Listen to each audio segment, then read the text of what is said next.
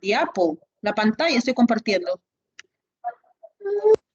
Ya, ahora sí, ahora sí. Ahora sí, ya. Me avisan si escuchan, se escucha el audio, ¿ya? A ver. ¿Se escucha? ¿Se escuchó? Sí. Ya, listo. Vamos a ver el video de vitrectomía Masterclass.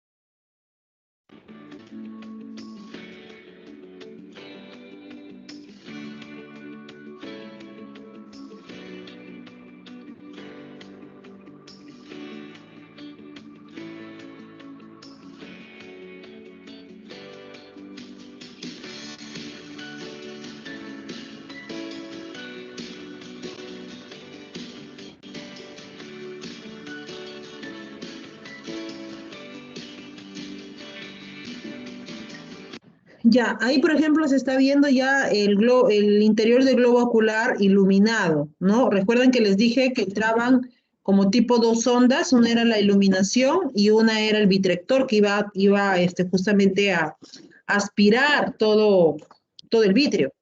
Ya, esto es un resumen porque esa cirugía de vitrectomía más cerclaje, más o menos de 3, 4, 5 horas, depende de mucho del cirujano. Hay cirujanos más experimentados que pueden demorarse un poco menos y otros que, bueno, quizás recién tengan formación, pueden demorarse un poquito más, ¿ya? Pero un promedio de esa cirugía, 4, 5 horas, 3 horas en el mejor de los casos. Acá obviamente es algo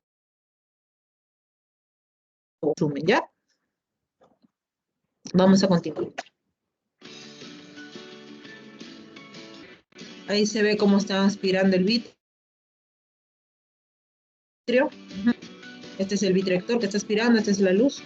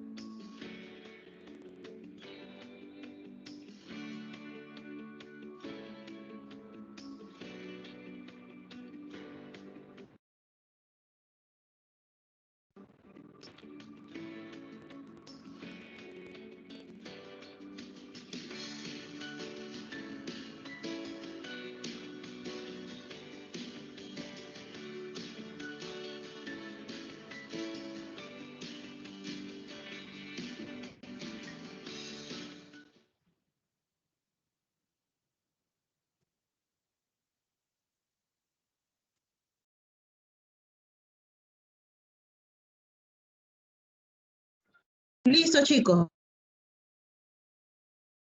Esta es una cirugía de vitrectomía. Entonces, recordando un poco la clase anterior, ¿en qué casos se hacía la vitrectomía? ¿En qué casos se hacía el cerclaje?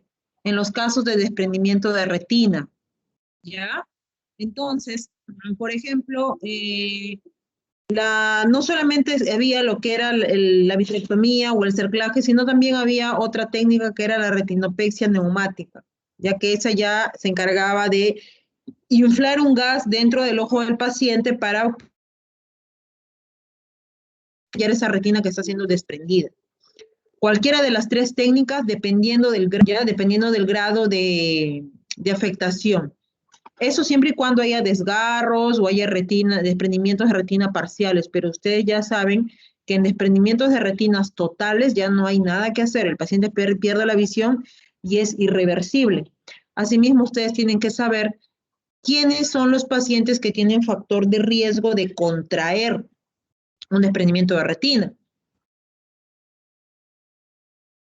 Hablando un poco de optometría, los pacientes con miopías elevadas. Y en las salas de urgencias, de emergencias de los centros oftalmológicos, hospitales, se ve mucho desprendimiento de retina, principalmente por causas de traumas oculares, golpes. Entonces, una manera de prevención de desprendimiento de retina, si es que soy miope alto, pues ir a hacerme un fondo de ojo una vez al año, si tengo también factor predisposición de glaucoma, retinopatía diabética, no todo problema que afecte retina, todo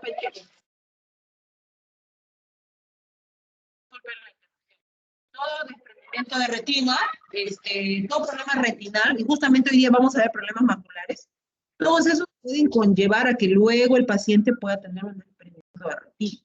Entonces hay que ver mucho ojo porque problemas de retina causan mucha molestia en el paciente. Recordemos que la retina es la capa sensitiva.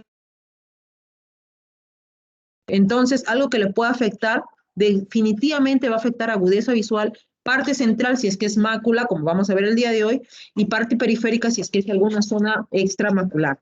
Entonces hay que ponerle bastante ojo a estos pacientes, ¿sí? Y ver también los factores de riesgo, ¿ya? Entonces, ¿ha quedado claro el tema de desprendimiento de retina? Sí, mis. Sí, mis. Sí, Ya, mis. entonces ahora sí vamos a entrar a desprendimiento, perdón, a mácula, ¿ya? A ver, sus compañeras, por favor, suban su diapositiva para iniciar. Miss, yo le mandé la diapo, ¿por qué no la puedo subir yo? Estoy de celular. A ver, ya, espera un momento.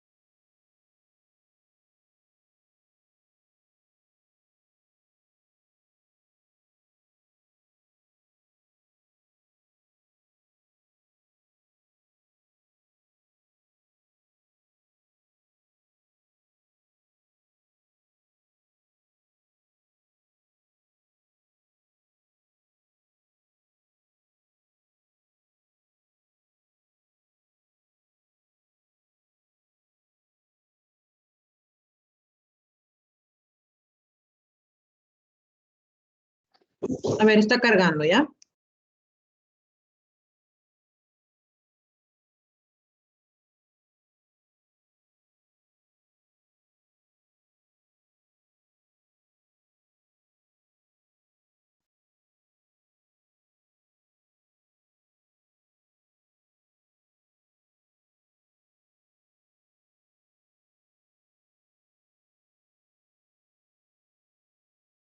Ya mis.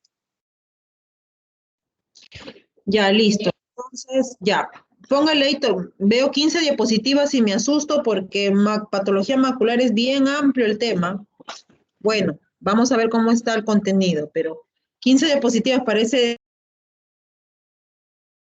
ese tema tan extenso, me asusta ese número de diapositivas. Voy a ver cómo está el contenido, cómo ponen y ya.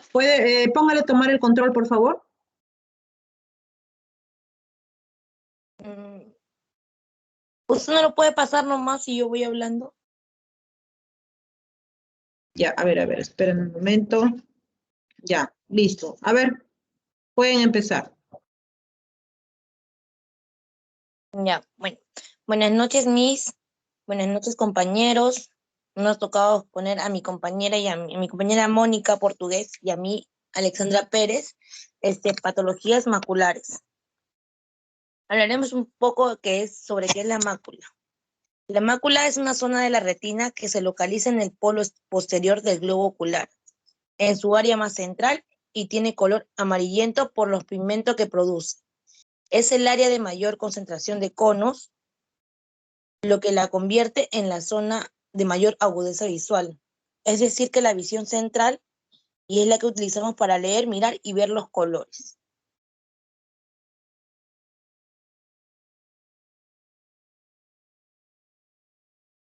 Agregando un poco más ahí, quería también hablar un poco sobre la retina, que es la capa interna del ojo que se sitúa en el eje posterior del ojo. Está principalmente compuesta por células sensibles a la luz y por otras células que transforman esa luz recibida en un impulso nervioso. Dichos impulsos se transmiten por una capa de fibras que acaban por formar el nervio óptico. Esas señales nerviosas viajan por el nervio óptico hacia el cerebro, el cual las interpreta y procesa como las imágenes que vemos.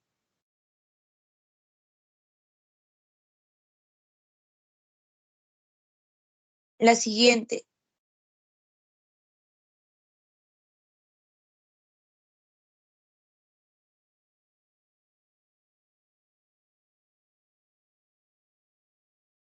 La siguiente, Miss.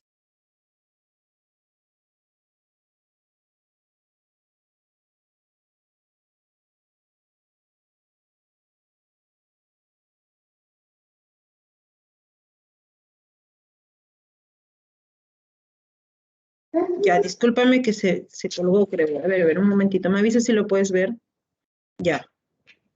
Ya, ahora sí. Nos has, nos has dado una introducción de qué es la mácula. Listo. Ahora vas a hablar de las patologías. Ya, continúa, por favor. Ya. Voy a hablar sobre la degeneración macular asociada a la edad. De todas las enfermedades que sufre la retina, una de las más importantes por su alta prevalencia es la degeneración macular asociada por la edad, conocida por sus siglas DMAE. La DMAE es una enfermedad degenerativa de las capas externas de la retina de la zona macular, por lo que afecta a la visión central. Es inusual una evolución hacia la ceguera total. Lo más común es que quede una zona central sin visión o con visión pobre, comúnmente acompañada de alteraciones visuales tales como deformación de los objetos y visión ondulada o tortuosa de líneas rectas, pero con buena visión periférica, lo que hace que a pesar de las dificultades, los enfermos con la degeneración macular asociada a la edad pueden llevar una vida independiente. Afecta a personas en la tercera edad. La media de aparición se sitúa a partir de 65 años. A partir también de los 75 años, 2/3 de los enfermos de la degeneración macular asociada a la edad poseen ceguera legal de ese ojo.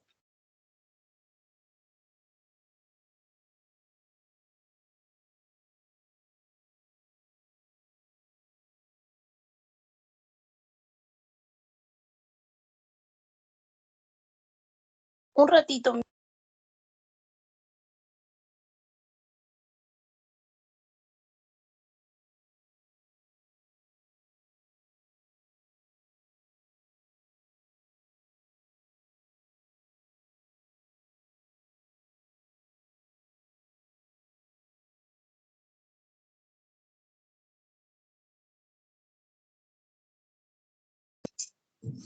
Ya. En la degeneración macular asociada a la edad, el siguiente, Miss, el siguiente.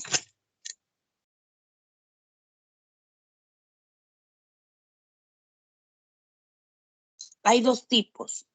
El tipo que es la seca o artrófica y la húmeda o la exudativa.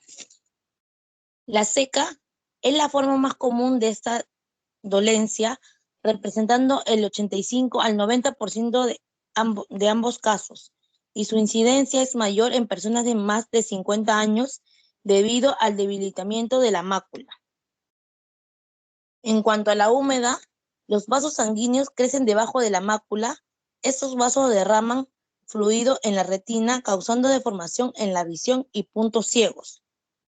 La mayoría de personas no termina con una degeneración macular húmeda, ya que solo el 10% de los casos de degeneración macular seca se convierten en una húmeda. Pero la húmeda es más grave que la seca.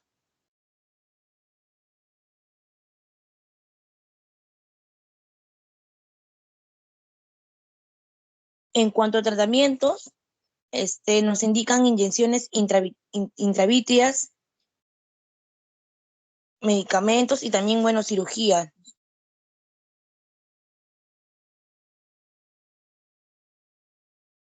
El siguiente.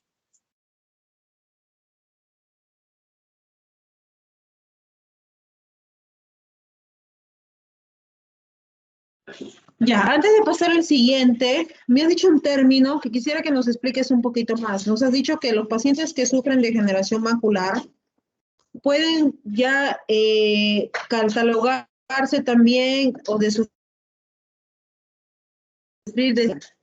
¿no? Quisiera que nos expliques un poquito Disculpe, más de ese término que has mencionado. Ya, disculpe, le escuché entrecortado. ¿Puede volver a repetir la pregunta, por favor? Ya. Antes de pasar a la siguiente diapositiva, quiero que nos expliques ese término que dijiste que me pareció muy importante. Me dijiste que los pacientes que sufrían de degeneración macular, en muchos casos, por no decir todos, llegan a sufrir, ¿no? Llegan a padecer, llegan a catalogarse con lo que es una ceguera legal. Quisiera que nos expliques qué es una ceguera legal.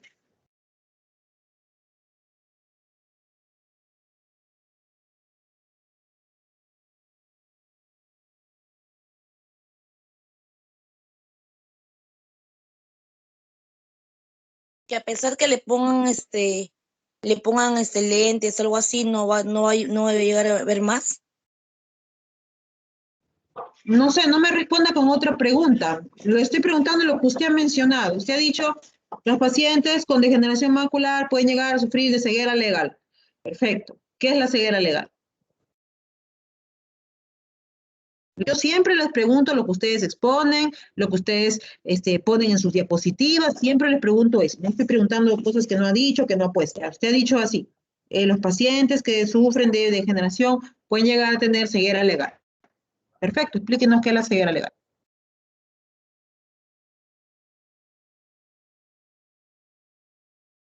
O sea, que le quiero tratar de explicar que, ¿cómo se llama? Pueden, o sea, no pueden tener así le pongan lentes, le pongan, o sea, lo que le pongan, no va a poder llegar a ver más. Ve como que un 20/200, algo así nada más, y ya no ve más. Ya, Porque pero ellos ven alrededor, pero como que no ven al centro, algo así nada más. Pueden ver bueno, los lados lo de periféricos, pero no ven ya. al centro. ¿Solo los pacientes con degeneración macular llegan a ser ciegos legales? No.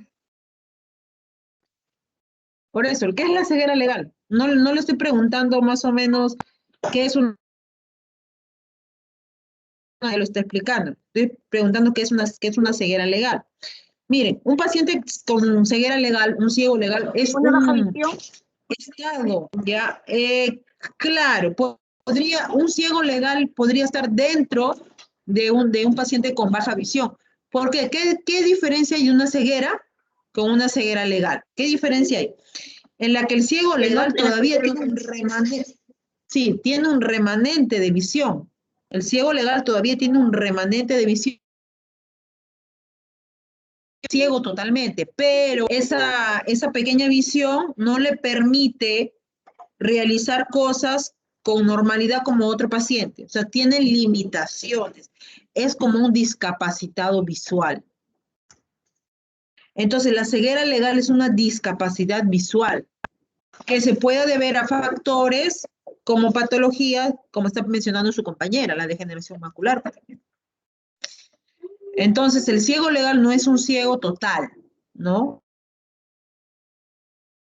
Nada, ¿sí? Puede percibir, pero agudezas visuales muy bajas, incluso menores a 20-200.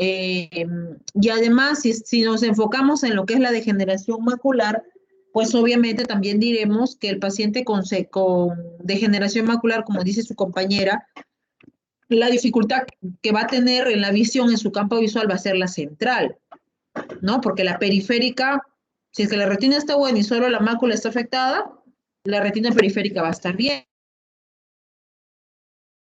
Pero en este caso, estamos viendo a unas patologías maculares. Entonces, no solo la degeneración macular, sino todas las patologías oculares van a verse afectadas la parte central, porque la mácula es la encargada de la visión central. Entonces, si la mácula está afectada, pues va a estar afectada también el campo visual central. Entonces, patologías maculares hay bastantes, ¿no? Y cada una con su tratamiento, con sus síntomas, sus signos, ¿no? Es lo que le digo, veo 15 diapositivas y uno es la presentación, me imagino que el último es gracias, entonces un poco que me asusto porque muy poca información, ¿no? De todas maneras, todavía no han terminado, pero mi consejo, traten de leer, traten de explicar y de explicar lo que leen. Yo les voy a preguntar lo que ustedes hablan, lo que ustedes ponen en su diapositiva. ¿Ya? Continúe, por favor. Me dijo siguiente, creo, ¿no? Sí, para Ya, poder ya. seguir tratando. Ya. Y en los síntomas y signos, ¿cuáles serían?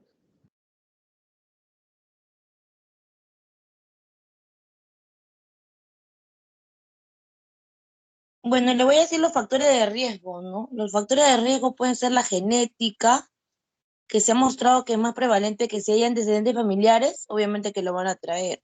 La raza también es más prevalente en pacientes de raza blanca que en pacientes de raza negra. Y de aparecer suele evolucionarse peor cuando más blanca es la piel.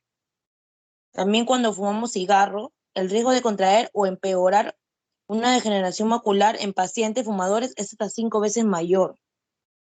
Exponernos al sol también sin protección también. La radiación ultravioleta oxida las células del epitelio pigmentario, lo que provoca la aparición de la degeneración macular. En cuanto también a la alimentación, se ha demostrado que seguir una dieta también ricas en antioxidantes es beneficioso para prevenir también.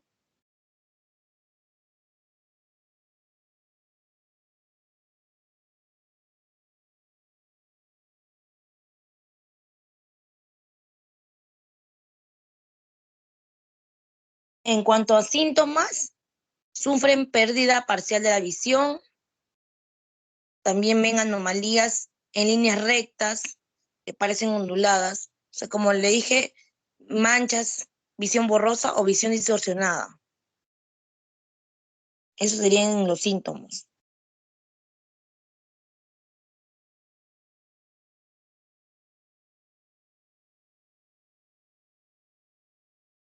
Ya, entonces, síntomas y signos, porque es diferente síntomas y signos. Síntomas, como su mismo nombre lo dice, va a ser cosas que el paciente siente. Dolor, visión borrosa, fotofobia, esos son síntomas, por ejemplo. Y signos es, si es que yo veo que el paciente tiene el ojo rojo, tiene blefaritis, ¿no? Esas caspitas, esos son signos que yo estoy observando. Síntomas es lo que el paciente siente. ¿Ya? Entonces, lo que mencionan sus compañeras son síntomas. Nosotros vamos a ver que casi todas las patologías maculares tienen muy parecidos los síntomas y los signos. ¿Dónde vamos a diferenciar ya cuando hacemos pues los exámenes para saber qué tipo de afección ocular está teniendo? Por eso nosotros tenemos la degeneración macular, que es la más frecuente. Tenemos el agujero macular, la membrana epirretiniana, los edemas maculares, tenemos la serosa central, ¿no? Entonces, por eso es que es amplio el tema, ¿no? Entonces, bueno, háblanos entonces del tratamiento, por favor. Pero antes del tratamiento quisiera que me digas con qué examen podemos detectar algún problema macular o con qué examen.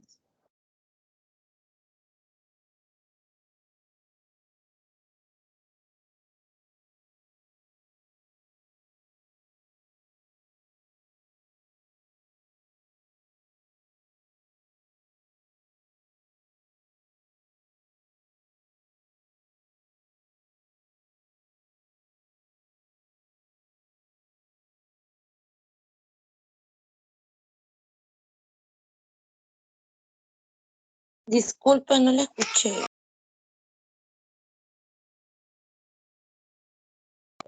¿Con qué exámenes podemos detectar que un paciente presenta degeneraciones maculares, problemas maculares, etcétera?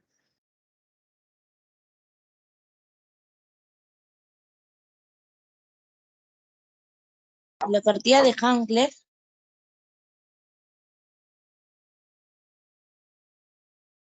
La rejilla de Ansler, ya, pero eso es muy subjetivo. Eso lo podemos hacer como un tamizaje.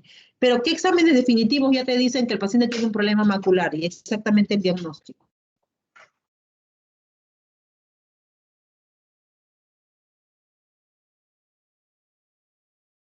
una lámpara de hendidura, una tomografía de coherencia óptica. Hago preguntas, no me respondan con otra pregunta. Tienen que responderme lo que ustedes saben, porque para eso les he dejado su tema con tiempo, para que investiguen. Yo no creo que ese tema lo hayan hecho ayer, antes de ayer.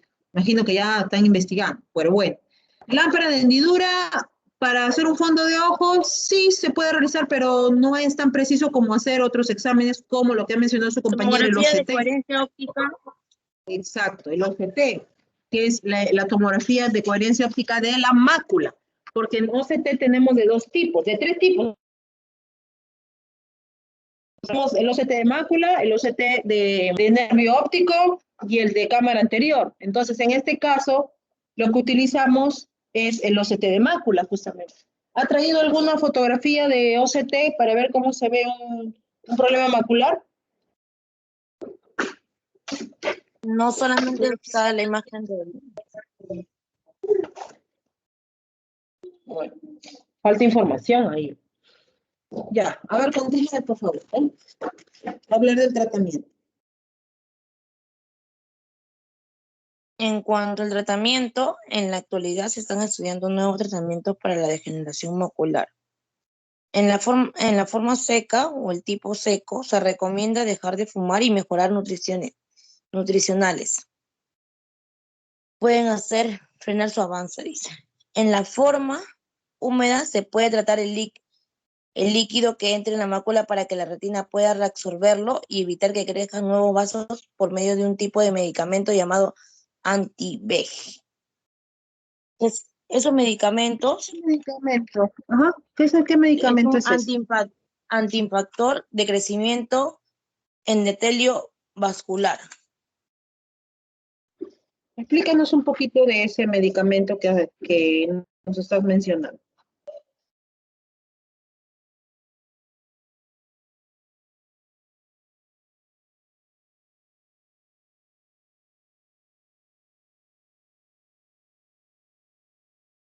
Bueno, es de uso clínico y hay varios tipos, ¿no? Hay el Macugen, que fue un primer inhibidor de la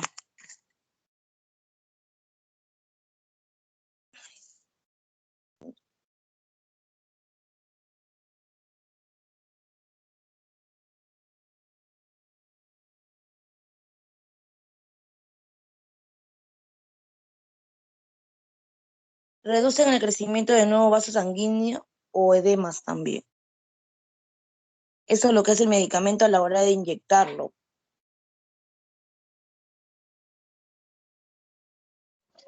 Ya, muy bien. Miren, ese medicamento que está mencionando su compañera es el que conocemos en oftalmología como el Avastin.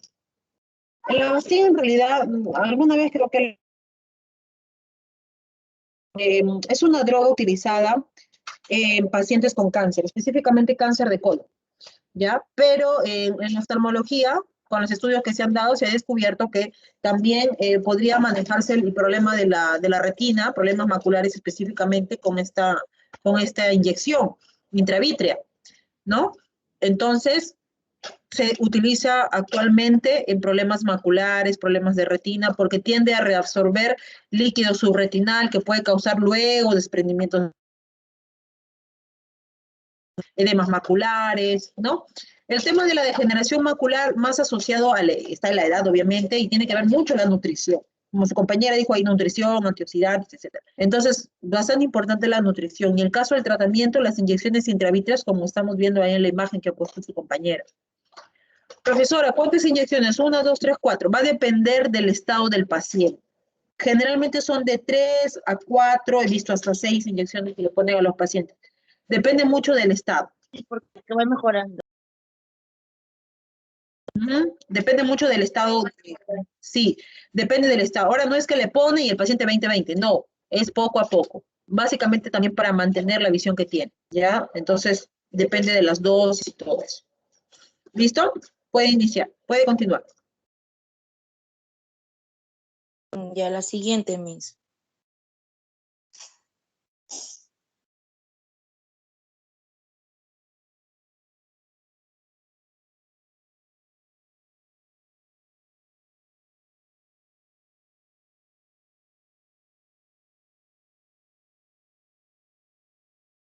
Ya, entre cuanto al agujero macular, es la presencia de una interrupción de la continuidad retiniana en la zona de la fóvea. Los síntomas pueden ser: el síntoma más común del agujero macular es una disminución gradual de la visión central del ojo afectado, como visión borrosa, distorsión, una mancha oscura en la visión central. El grado de afectación de la visión dependerá del tamaño y la ubicación del orificio macular, así como la etapa de su desarrollo. Las causas del agujero macular.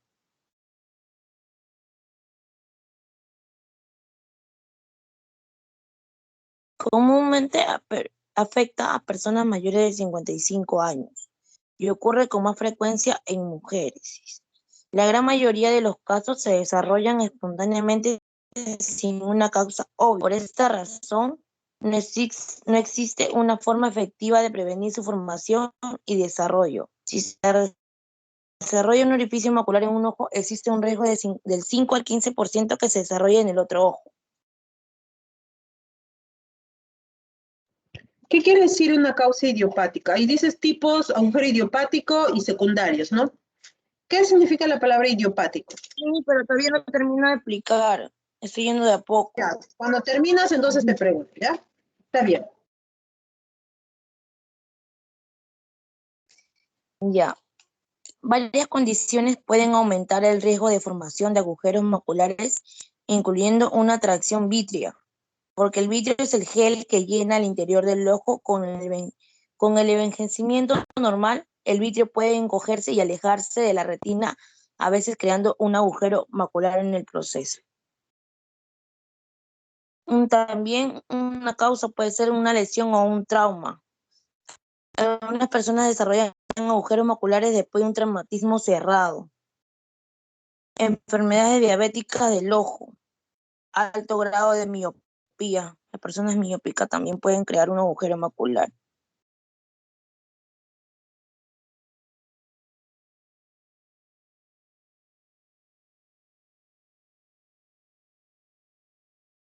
Los factores de riesgo. Los agujeros maculares son más comunes en personas mayores o más y parecen ser más comunes, como le decía, en mujeres.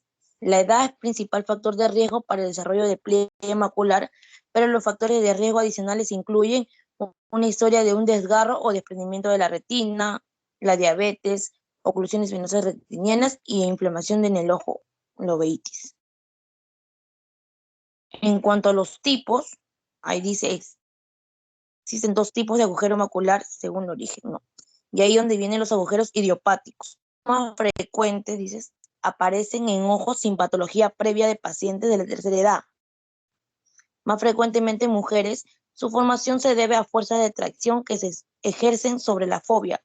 Durante el desprendimiento del vitrio posterior, en un 10% de casos aparecen en el otro ojo.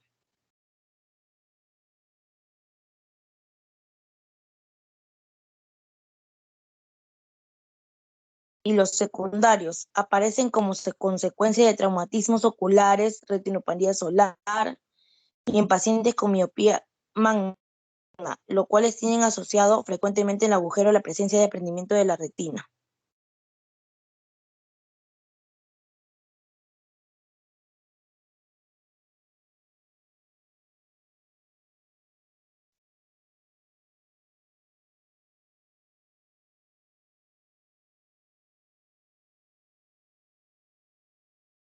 Siguiente. Ya, ahora sí, explícanos lo que te pregunté hace un momento, ¿no? ¿Qué es? Disculpe, se me entrecó. Ya, ¿qué significa la palabra idiopático? Es un proceso con varias causas posibles conocidas, pero que en el caso concreto que se estudia, se desconoce la causa específica, o sea, no hay una causa específica para ello.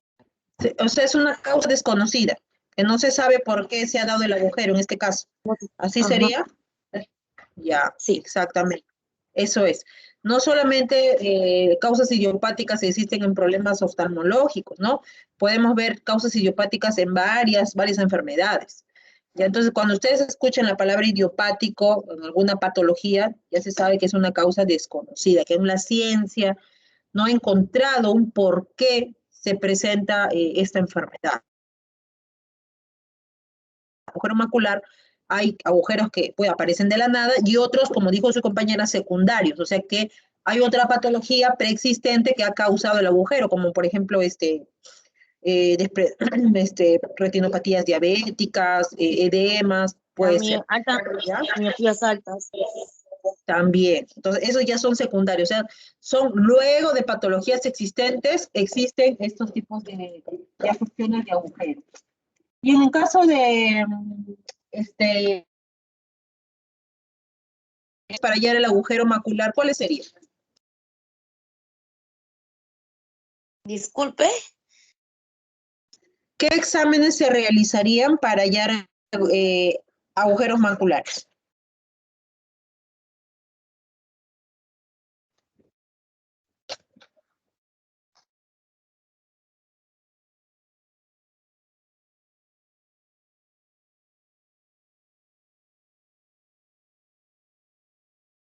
¿Me escuchó?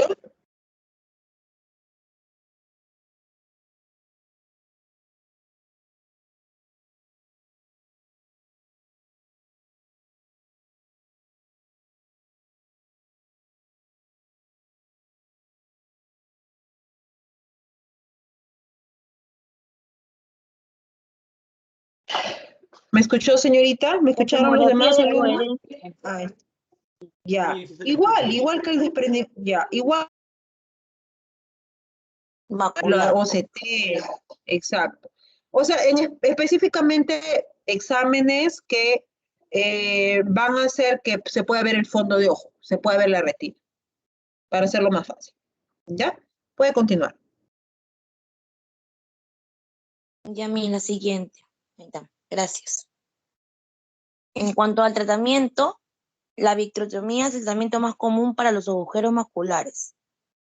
En este procedimiento quirúrgico se retira el gel vitrio para evitar que tire de la retina y más comúnmente se coloca una burbuja de gas en el ojo para mantener suavemente cerrados los bordes del orificio macular hasta que sane. Los pacientes suelen recuperar parte o la mayor parte de su visión perdida.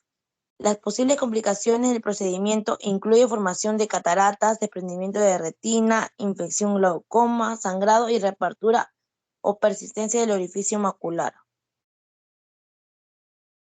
En los casos de que el orificio macular sea muy pequeño y no tiene un gran impacto en su visión, es posible que el médico no recomiende ningún tratamiento, simplemente observa y seguir la progresión del agujero macular o la curación natural.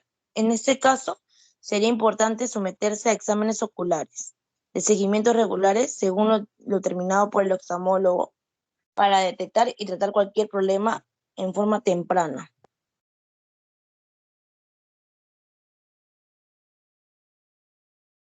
Siguiente.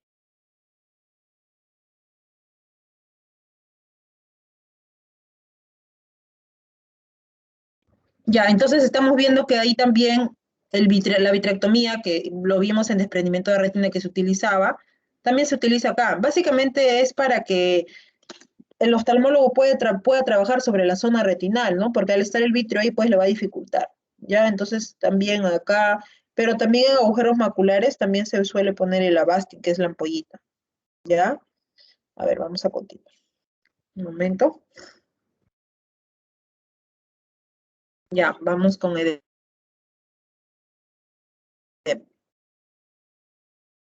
Ya. El edema macular diabético es una complicación de la diabetes que se produce a nivel del sistema visual y puede provocar pérdida de agudeza visual. Básicamente consiste en la inflamación y acumulación de líquido en la mácula, que es la parte central de la retina responsable de la visión central y los detalles.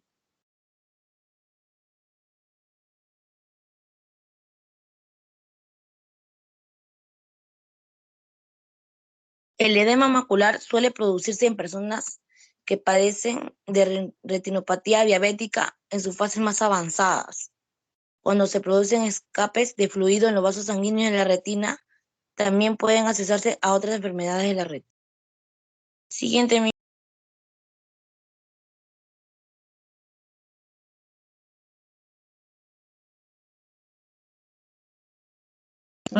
Traten de no copiar y pegar en su diapositiva. Tienen que poner lo que ustedes han entendido. O copiar y pegar y parafrasear. Ahí está copiado y pegado. Incluso hay hipervínculos en esa diapositiva. Chicos, por favor. Tienen que estudiarme a conciencia. No me hagan las cosas por hacer. ¿Ya? Eso va para todos, ¿no? Continúen.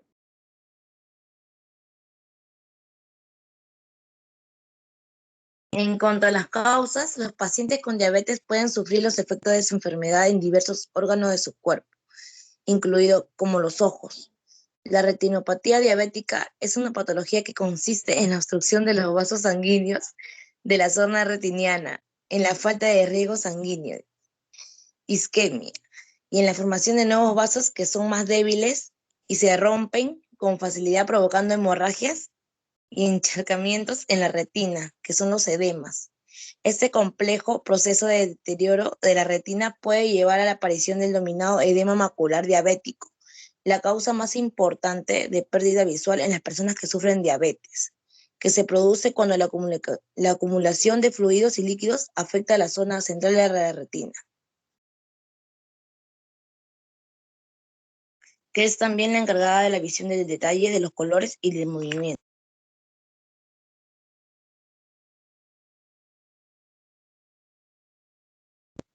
En cuanto a los síntomas, en un primer momento el edema macular diabético no suele estar asociado a la presencia de ningún síntoma visual o dolor ocular, pero es necesario tratar la enfermedad cuanto antes para evitar daños maculares irreversibles. Cuando el paciente padece de edema macular diabético, suele notar una baja de la visión, especialmente la visión central, y muchas veces percibe los objetos deformados, que se conoce también como metamorfosia. También puede aparecer visión borrosa y pérdida de la percepción de los colores.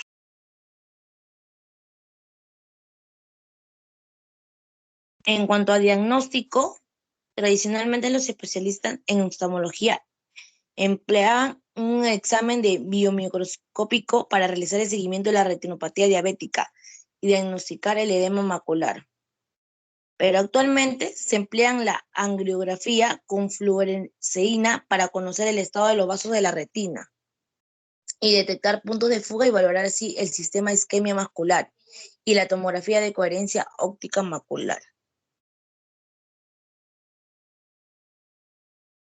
En cuanto a tratamientos, para evitar que la diabetes afecte el sistema visual del paciente o al menos detectar el daño cuanto antes, las personas que padecen esa enfermedad deben tener un control estricto de la de la glucosa. En el caso de que la retinopatía diabética esté causada por la hipertensión arterial, esta debería ser más controlada. En el caso de los pacientes diagnosticados de diabetes tipo 2, es necesario realizar cuanto antes un estudio de fondo de ojo. En los pacientes que padezcan diabetes tipo 1, el examen oftalmológico se debe realizar a los 5 años de su diagnóstico. También, y bueno, se usan los corticoides, un control metabólico y cirugía también vitreoretiniana y láser fotocoagulación para los edemas.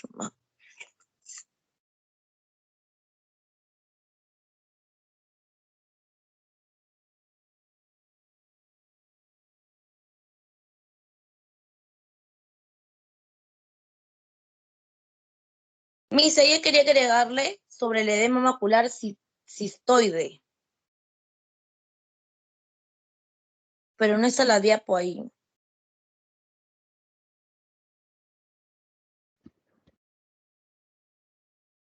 Ya, no hay problema, le escucho. Ya. Es la acumulación de líquido en la retina central, o sea, la mácula, debido a la pérdida de los capilares dilatados.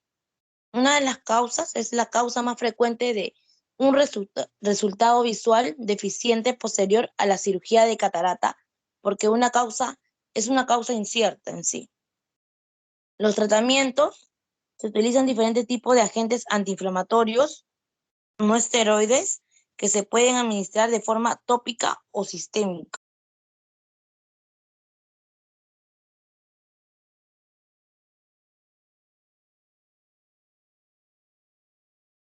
Ese es sobre el edema macular cistoide. Siguiente, Miss. Ya, antes de avanzar, has dicho dos cosas que son importantes, quiero que nos expliques. Has hablado de la angiografía ocular con fluoresceína y también de la fotocoagulación láser. Entonces, claro, son exámenes y la fotocoagulación es un tratamiento para problemas retinales de mácula, ¿no? ¿Qué es entonces la angiografía? ¿Para qué sirve ese procedimiento? ¿Cómo se realiza de repente? ¿Para qué, no, para qué es necesario? Según lo que has mencionado.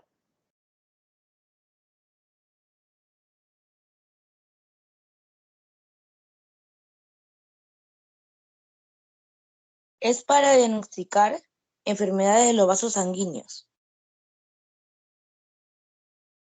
Ya, para detectar enfermedades de los vasos sanguíneos. ¿Y cómo se realiza?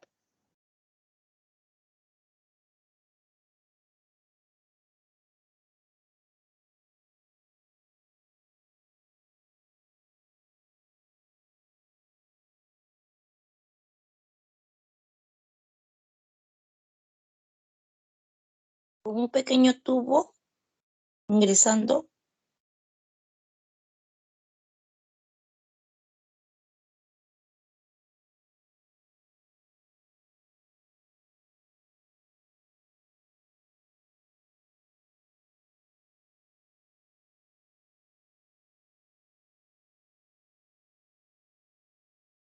o se usa un tinte y una cámara especial para examinar el flujo sanguíneo en la retina.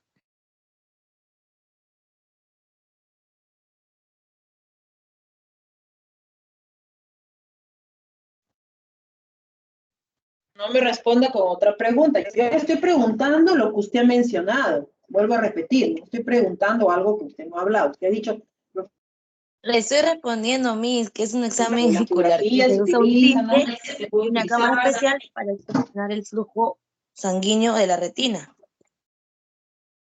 ¿Y cómo se introduce ese tinte o qué tipo de tinte es? ¿Para qué sirve? Sobre ¿Para un qué tubito. fin? ¿Para qué?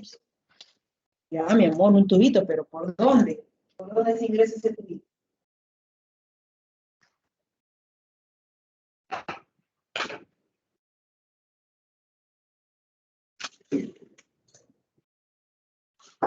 Por la vena.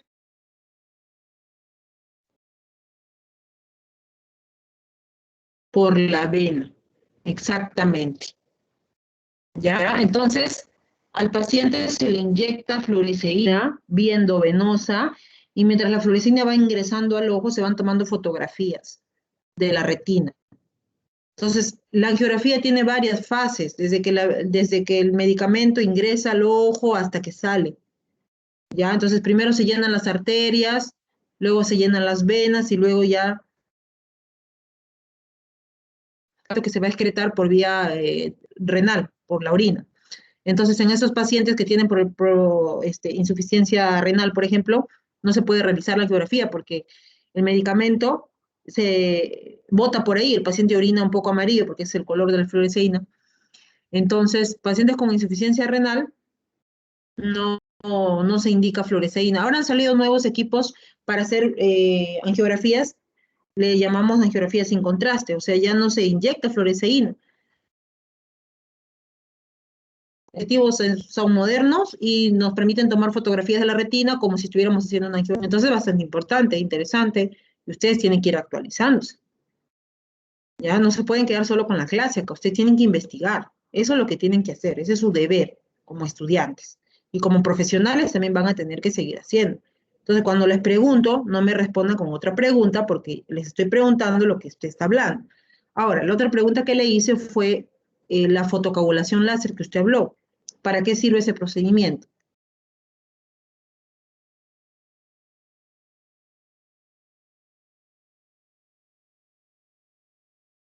Para, para destruir o encoger estructuras anormales en la retina.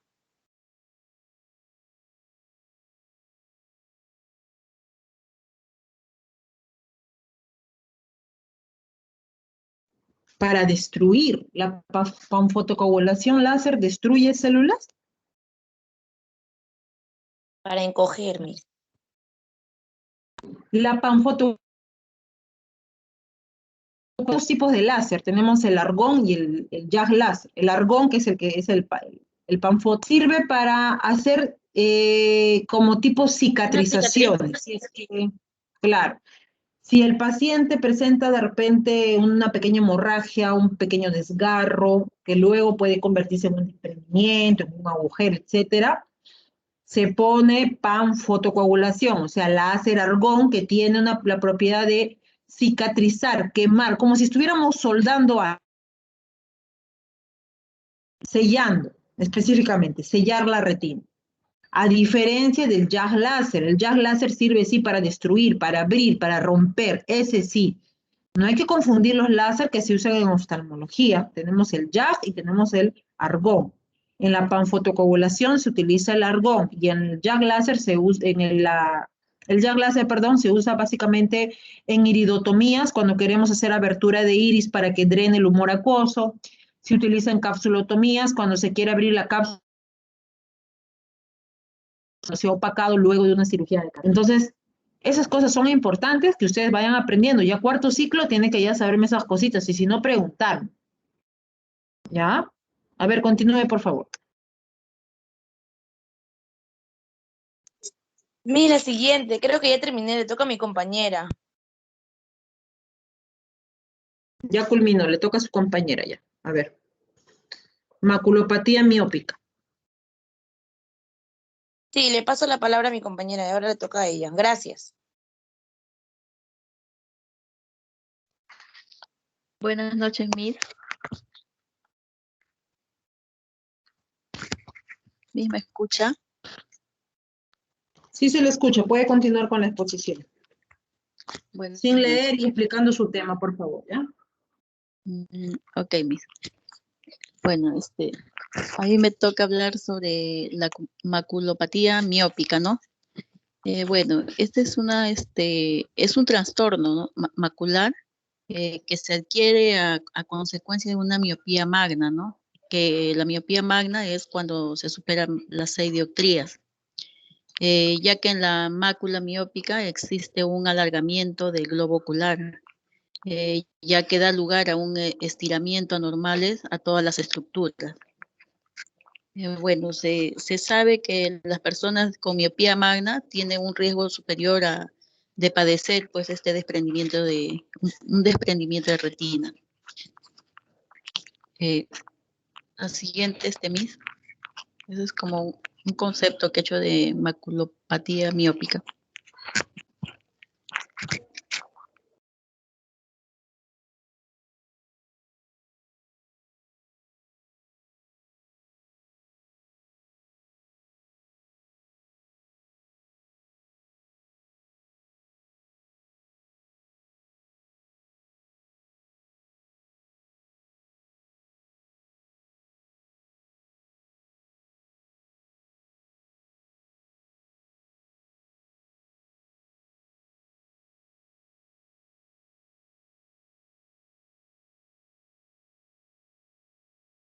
Mis,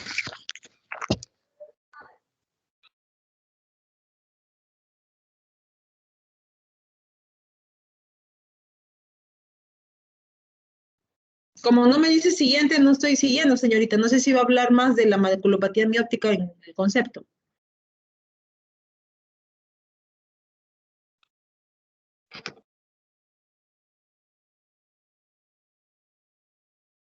ya mis. Bueno, también podemos decir, ¿no? Que estas miopías aparecen precozmente, como ya había mencionado, en la infancia, ¿no?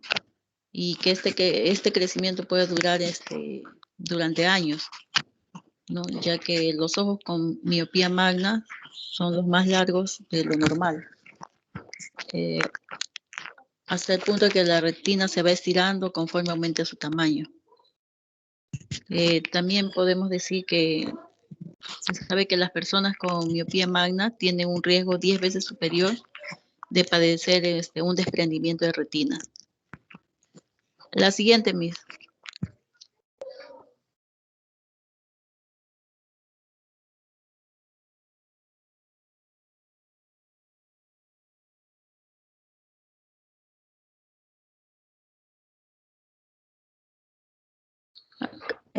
Síntomas y tratamientos, ¿no? Bueno, en los síntomas podemos tener que es la pérdida de la visión, ¿no? De objetos lejanos por falta de la agudeza visual. También hay distorsión en las líneas rectas, ya que ven con una ligera ondulación. Además tienen una pérdida en la nitidez y en la agudeza visual.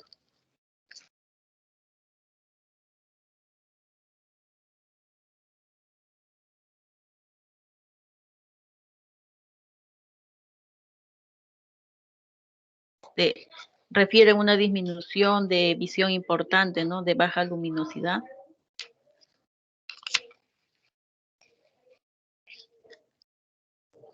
Miss, yo averiguado también sobre características y complicaciones. ¿Los puedo decir?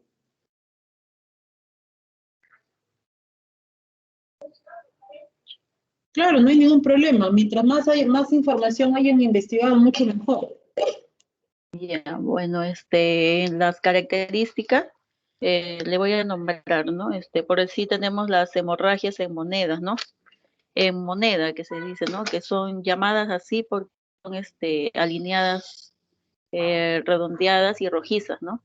Que son causadas por la ruptura de los vasos sanguíneos de la coroides cercana a la retina.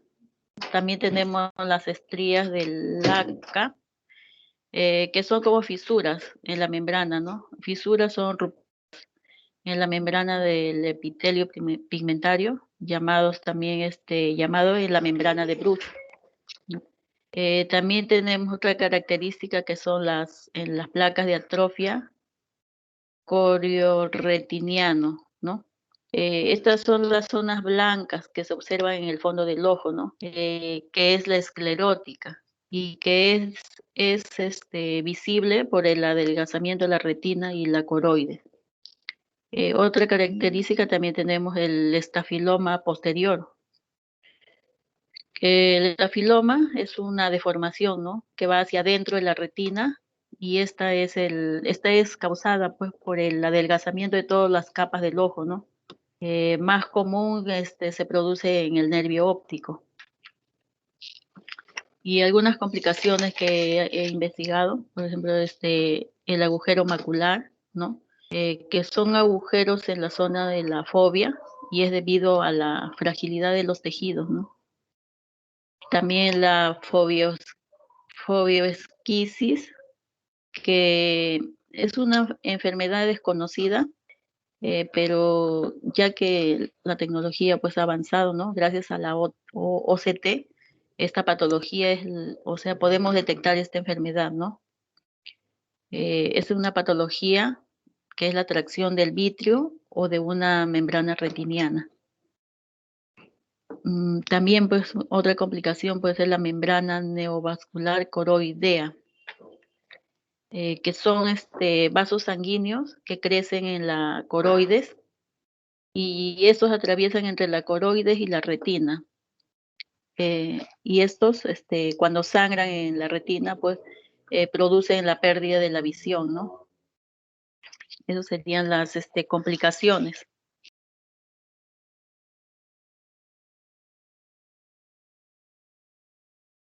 Y en el tratamiento sí, que,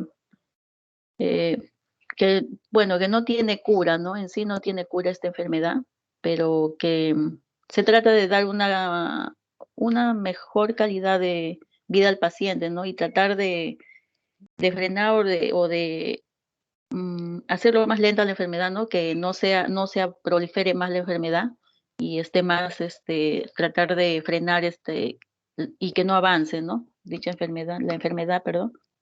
Y esto se puede hacer, ¿no? Mediante el consumo de vitaminas de zinc y antioxidantes, ¿no? Que son indispensables, pues, para realizar tratar de frenar esta enfermedad. La siguiente, Miss.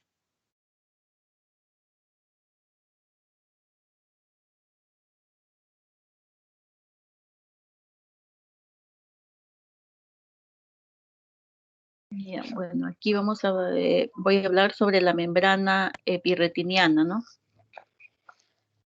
La membrana epirretiniana es un trastorno en el área fetal de la retina, ¿no?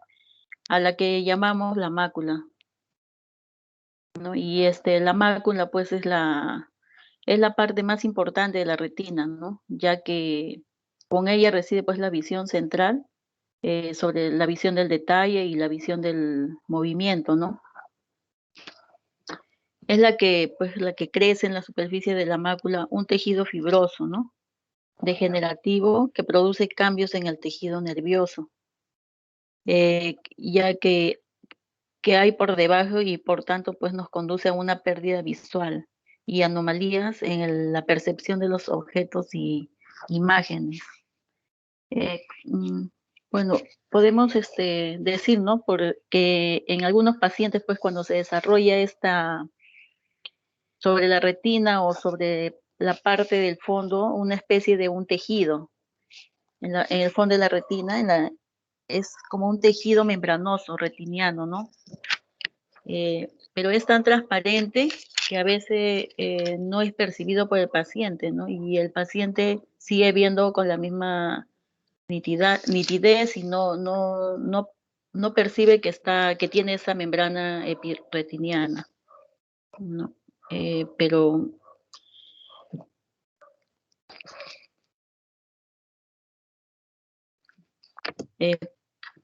y bueno, que es un retiniana que está en el centro de la visión, ¿no? Y que le llamamos la mácula, en la zona encargada de la visión de frente. Y estos trastornos, pues, a la larga, pues sí pueden ser perjudiciales, afectando la visión. Se debería más visión borrosa. La siguiente, Miss. Ya, esa imagen que está ahí, que has puesto, ¿a qué imagen pertenece? O sea, ¿qué es esa imagen que está ahí? Esa es la membrana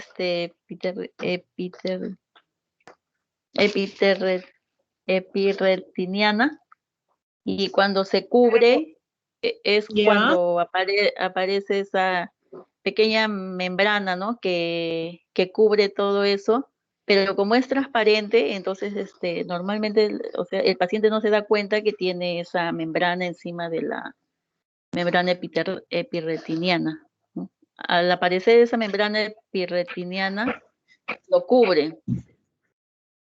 y la persona, como digo, pues ve una imagen normal. O sea, este paciente no tiene, ve normal, no tiene ninguna distorsión de la imagen. Acá la imagen es normal, ¿no? Pero cuando aparece la membrana es la que le cubre, ahí la membrana epirretiniana.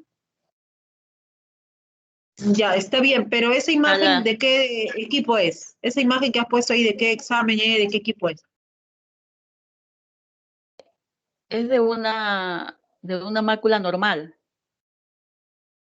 Ya sé, pero ¿de qué dispositivo oftalmológico te da esa imagen?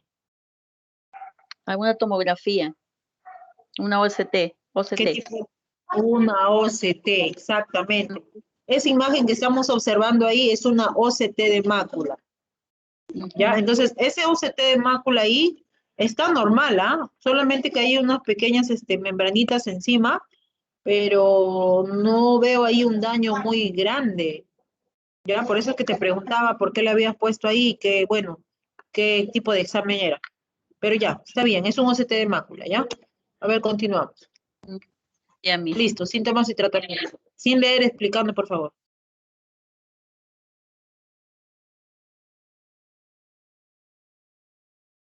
Bueno, los síntomas, cuando ya percibe pues el paciente los síntomas, ¿no? Como digo, pues en algunos pacientes no se percibe no perciben, ¿no? Pueden tener esa membrana, pero no lo perciben, pero en algunos pacientes cuando ya lo perciben empiezan a tener la distorsión de las líneas, ¿no? Ya que por decir las líneas rectas lo ven con una ligera ondulación, ¿no? Además tienen una pérdida en la nitidez de la agudeza visual, ¿no? Y la mayor de las ¿cómo puedo decir? La mayor parte, pues, de las personas cuando se enteran que no se, ni se enteran, pues, que tienen este trastorno, ¿no? Porque ya que son transparentes. Eh, bueno, también, en pequeñas, un pequeño porcentaje de población, pues, ¿no? Estas membranas se contraen y como están adheridas a la retina, pues arrugan a la retina hacia la zona del centro. Y el paciente ya es ahí cuando empieza a perder la visión central. Bueno, esos síntomas, de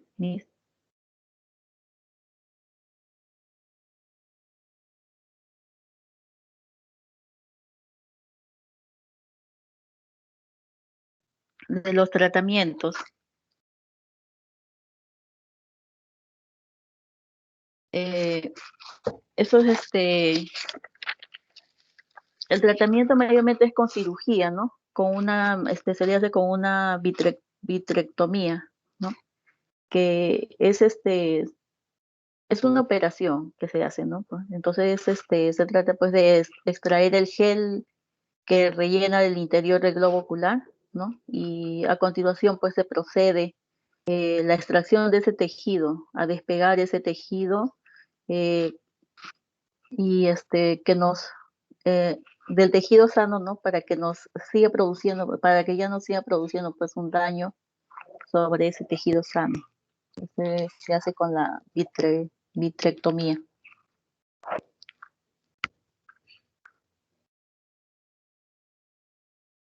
La siguiente, Miss.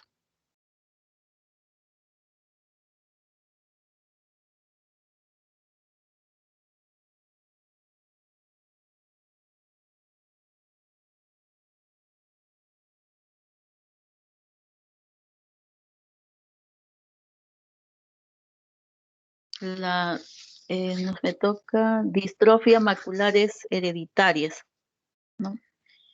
Bueno, esta enfermedad tiene pues un origen genético y que puede ser, que se pueden transmitir, ¿no? De padres hacia hijos, ¿no?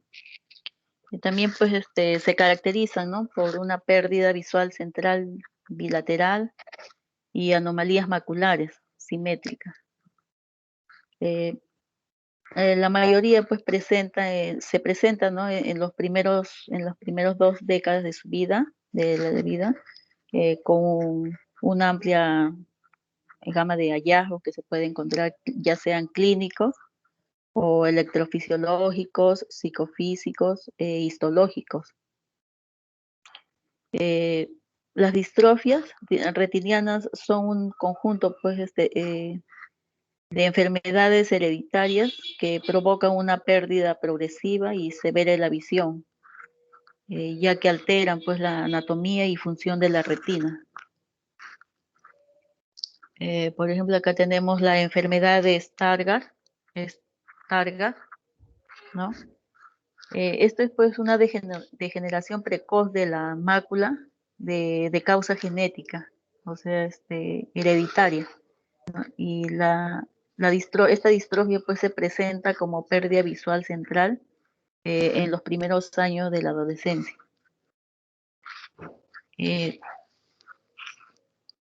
Por ahí podemos decir pues que la mácula es la parte responsable de la visión central, ¿no? Ya que y queda afectada si se pierde pues la visión de este área. Esta enfermedad normalmente pues se diagnostican cuando existen drusas. Drusas pues son unos pequeños puntos amarillentos, ¿no? Que hay en la retina. Pues en la mayoría de estos casos pues esta enfermedad puede conducir a una ceguera. También tenemos pues la distrofia macular viteliforme.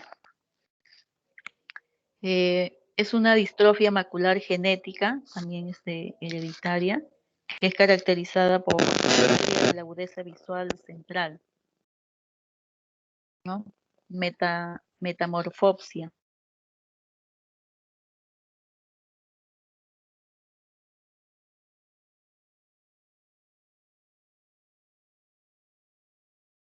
¿Puedes apagar tu internet? Miss, ¿me escucha? Sí se le escucha. Ya, Miss. Me quedé en distrofia macular viteliforme, ¿no? Que es una distrofia macular genética y que está caracterizada por la pérdida de la agudeza visual central, metamorfopsia, ¿no? Que es una metamorfosia, pues es la distorsión de una imagen, ¿no? Y la disminución del índice de orden, ¿no? Y a consecuencia, pues, de esta lesión localizada, pues, en la región foveal o parafoveal. También tenemos, pues, la distrofia de conos, ¿no? También es un trastorno hereditario de la retina, ¿no? Y se caracteriza por una degeneración primaria de conos y también, pues, con una afectación secundaria de bastones, ¿no? La siguiente, Miss.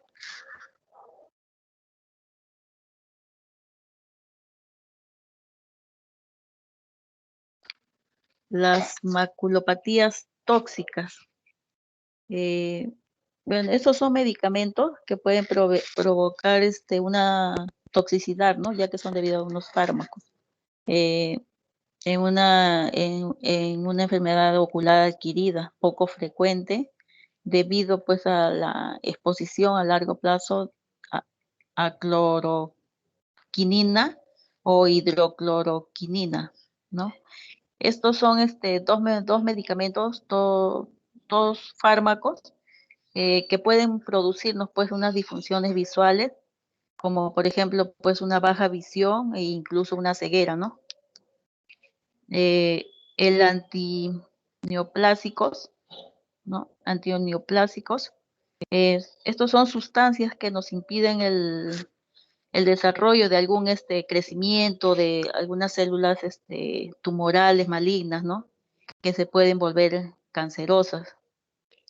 Estas antineoplásicos son se puede aplicar pues mediante una quimioterapia, ¿no? O también puede ser aplicada endovenosa, subcutánea, intramuscular o vía oral, ¿no?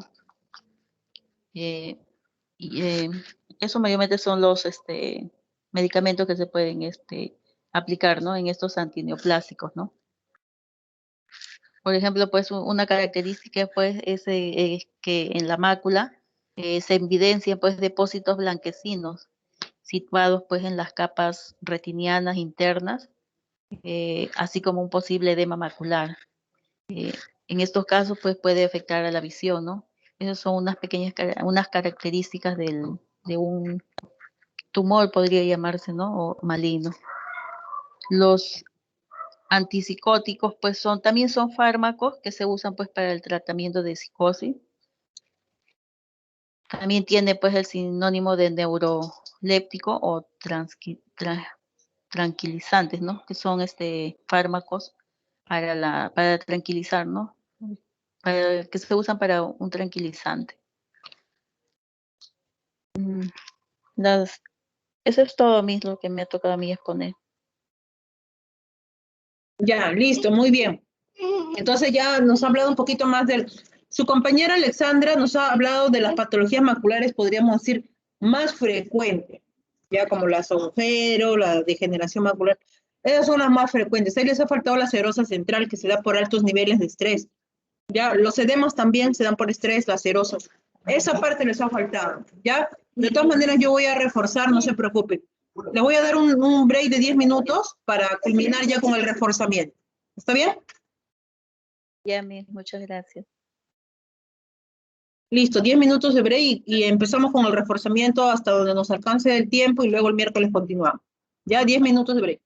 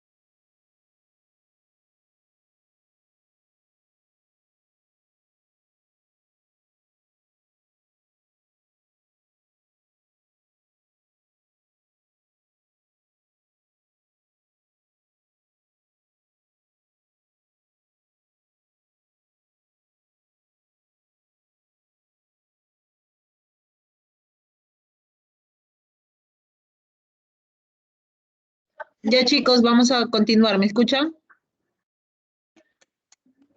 Sí, Miss. Sí, Miss.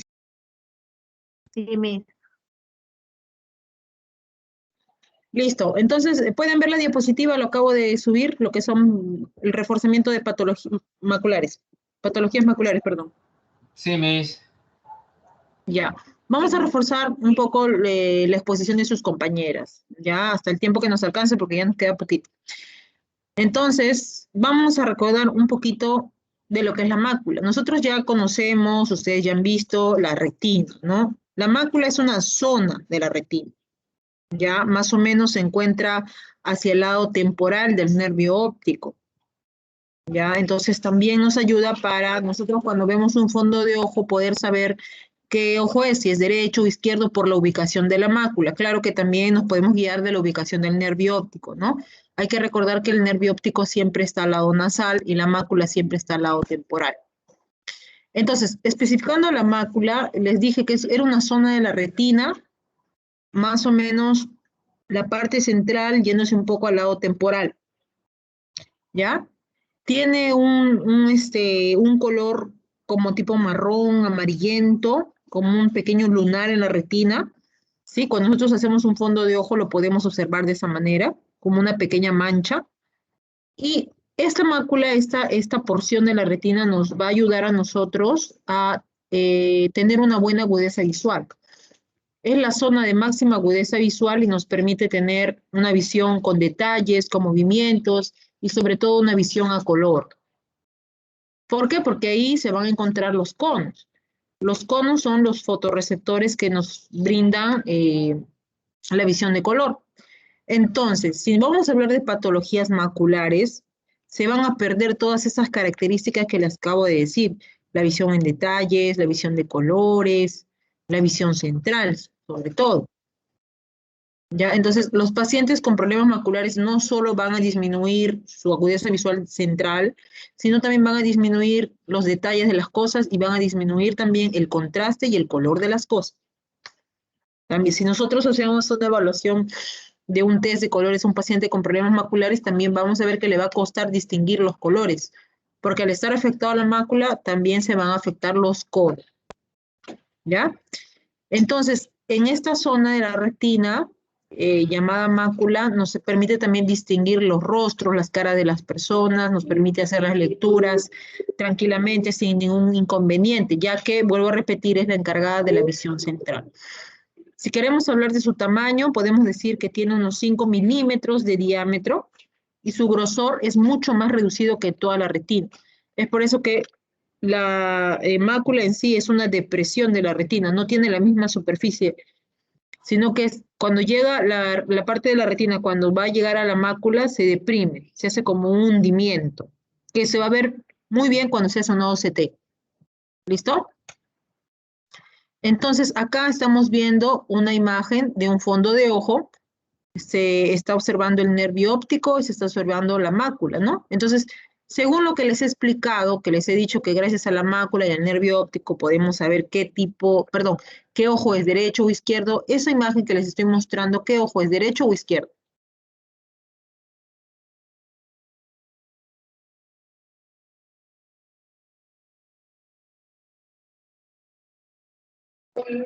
¿Qué es qué ojo es?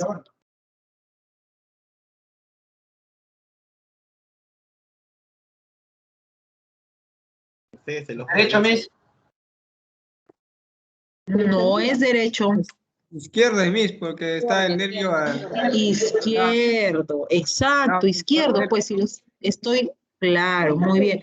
Si les estoy explicando que el nervio óptico siempre está al lado nasal y la mácula siempre está al lado temporal.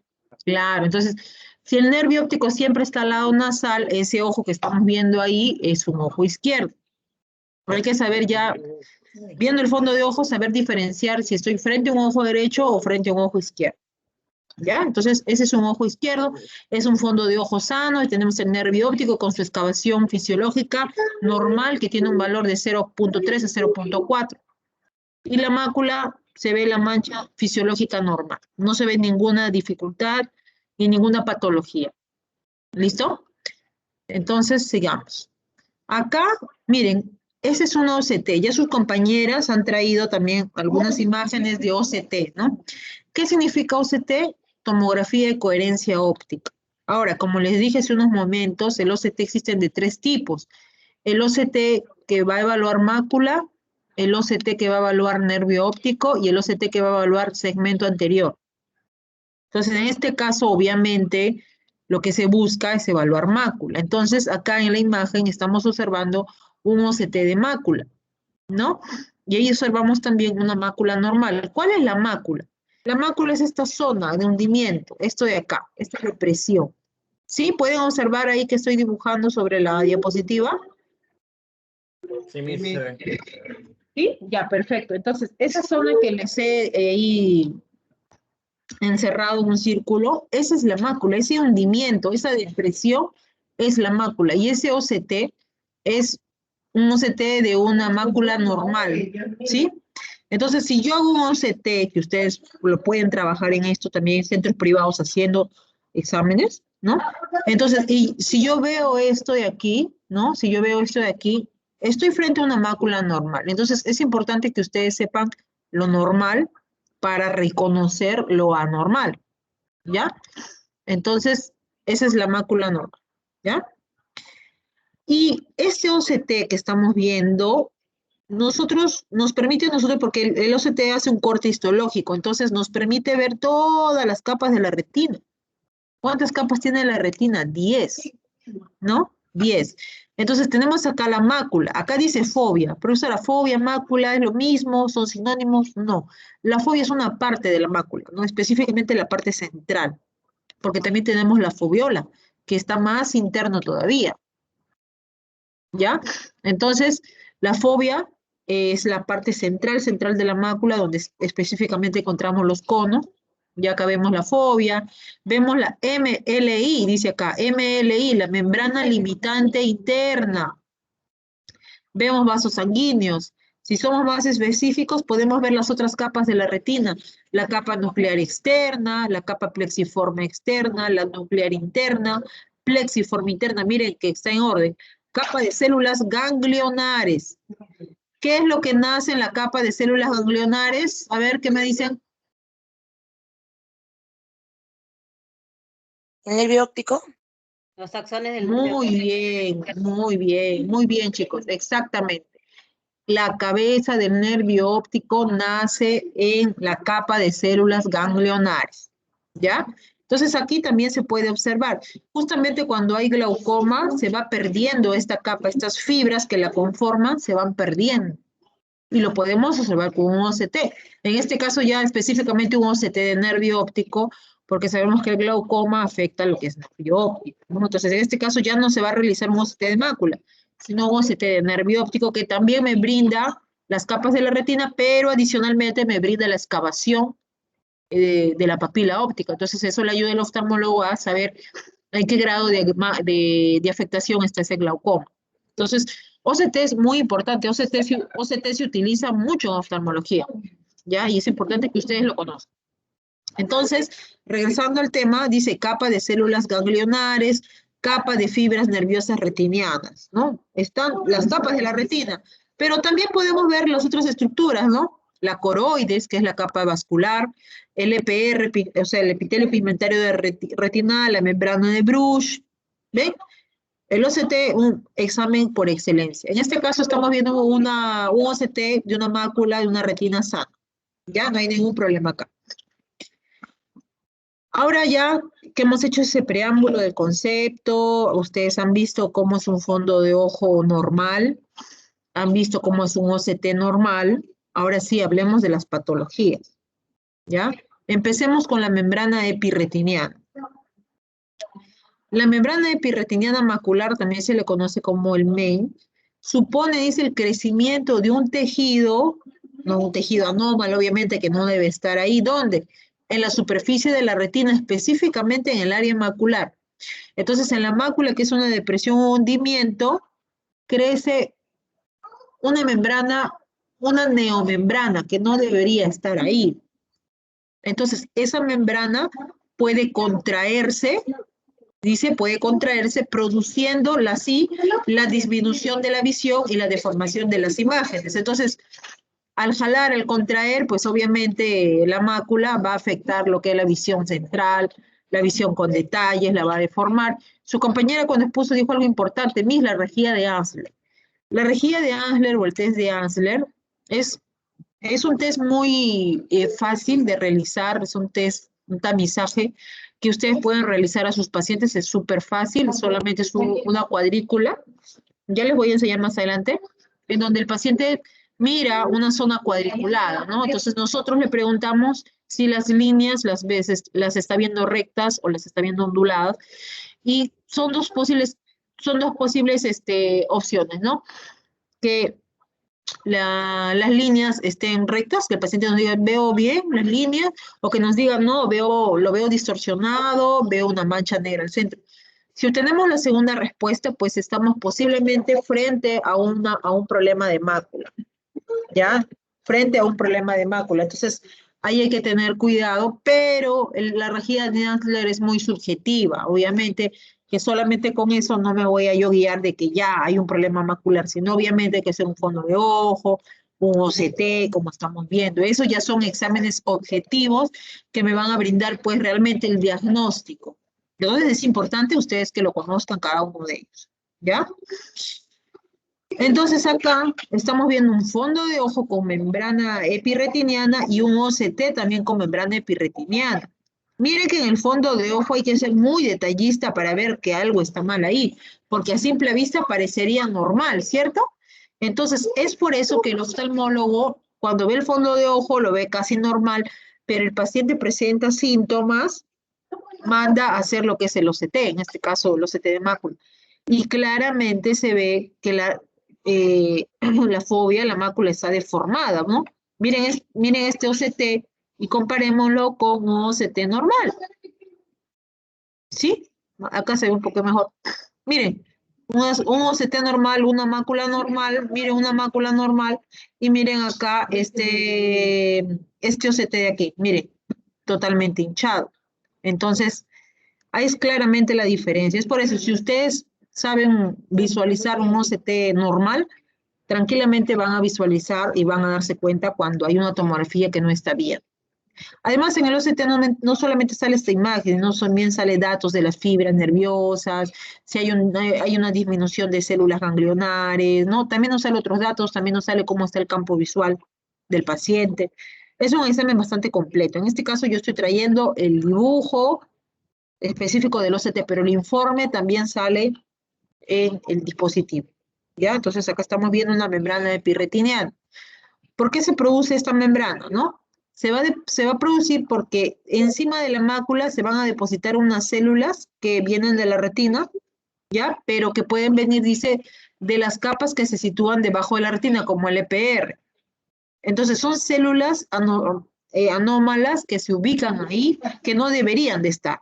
Entonces, estas células segregan colágeno. Este colágeno se endurece, se hace como una malla encima de la fobia, de la retina, de la mácula, y al hacerse como una malla y al querer como desprenderse, puede jalar y deformar la mácula, y eso va a causar una membrana epirretiniana. De lo que es un desprendimiento, un hundimiento normal, al jalar, pues va a hacer que esa depresión ya no esté ahí, sino que esté como levantada, como estamos viendo en la imagen, ¿no? Entonces, este tejido se contrae, ¿no? Este colágeno que ha segregado las células, se endurecen, se contraen, forman como una membrana, como una malla, eso se va a conocer como membrana epirretiniana, ¿ya? ¿Cómo podemos prevenir una membrana epirretiniana? Dice, ante la presentación de síntomas que pueden corresponder a una rotura retiniana. O sea, el paciente cuando tiene un problema retinal se da cuenta rápidamente porque ve distorsionada, ve moscos volantes, ¿no? Ve destellos, ve luces, o sea, una cortina que le tapa, así nos llaman los pacientes. Ante cualquiera de esos síntomas que el paciente presente, tiene que acudir al oftalmólogo. ¿Ya? Tiene que acudir al oftalmólogo para hacer una revisión y en el caso de que se encuentre y se constate, pues ya pasará al tratamiento de la cirugía o de las inyecciones intravítreas que se hace en estos casos. ¿Listo? Pero como dijo su compañera, también la nutrición. Eso es básicamente, diría yo, el 80% de prevención, no solamente de enfermedades oculares, sino enfermedades de todo tipo, chicos. No solamente oftalmológicos, vuelvo a repetir, sino sistémicos, las diabetes, las hipertensiones arteriales, ¿no? Casi gran mayoría de enfermedades se van a dar por una mala nutrición del paciente. Pacientes que llevan una vida sedentaria y una nutrición muy deficiente en vitaminas, minerales, más que todo comidas chatarras, azúcares, todas esas cosas van a llevar a que el paciente pueda presentar varios problemas. Y estamos viendo que en la parte ocular también. Entonces, hay que tener ahí en cuenta. ¿Ya? Acá les he traído un OCT de membrana epirretiniana o epirretinal un poquito más grande y claramente es la diferencia. Ni siquiera ya se observa el hundimiento, ¿no? Y si somos específicos, si somos de acá, podemos ver una línea blanca que estoy siguiendo acá con el puntero encima. Esa es la membrana epirretiniana. Se ve la línea blanca, se ve aquí también, ¿no? Entonces, fácil de verlo. Solamente con la experiencia, la práctica, van a poder diferenciar. ¿Ya? Los síntomas van a ser, como les dije, disminución de la visión, visión borrosa, las imágenes se ven deformadas, obviamente estoy hablando de la parte central. Las líneas por ejemplo, de rejilla de Ansler se ven torcidas, los números, las letras se pueden saltar. En conclusión, el paciente va a tener dificultad para ver de cerca y para ver la parte central. El tratamiento, como les dije, puede ser una cirugía de vitrectomía o también las inyecciones vítreas, que son los Avastin que les dije. ¿Ya? Nos ha ganado el tiempo, nos vamos a quedar con membrana epirretiniana y el miércoles vamos a hablar ya de las demás patologías como el agujero macular, la cerosa central, las degeneraciones maculares. Es bien amplio ese tema. Y seguimos con el curso normal del cronograma. ¿Ya? Que hasta el momento todo claro, chicos. ¿Todo bien? Sí.